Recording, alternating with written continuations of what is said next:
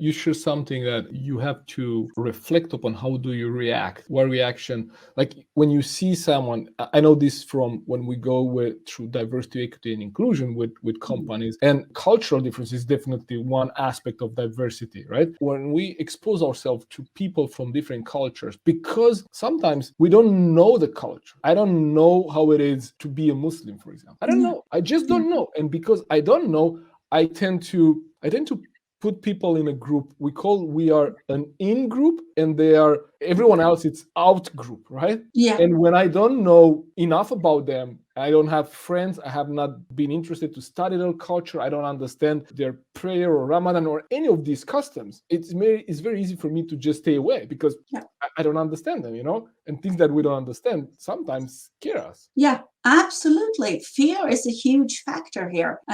We are outside our comfort zone. But what you also sharing there, which is so interesting, is this in-group and out-group. And that is something the brain does for us without us asking it. It just will separate people who's in-group and out-group. And the interesting thing is we find people in our out-group so much smarter, even if they say exactly the same thing as the ones in the out-group. And we have more empathy for people in our in-group than people in our out group. So this is extremely important to remember. But the beautiful thing is, in order to challenge this, we need to connect with someone from the out group, and we connect through looking at similarities. So we need to, in this case that you're sharing, if I would be interested, I would of course study a little bit and understand, just read in on a bit on the religion, on the region, on the country, whatever, but then start to talk to people and just be curious about them. Maybe not start pushing them around, regarding their religion. That could be, but to show curiosity and allow people to share what they're comfortable sharing. And that is a way to start bonding and connecting across cultures, is really,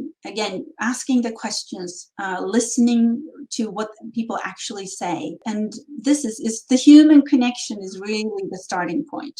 So yeah, space for dialogue is something that is extremely important. And I like when you mentioned this about diversity and inclusion, because many times the cultural part is certainly one part of the diversity. It's not often always mentioned. And I meet people who have gone through cultural or diversity and inclusion training, and culture has not been part, and they don't feel that they can bring their whole self, which is like what we say these days, bring your whole self to work, because then people will actually need to understand their culture too.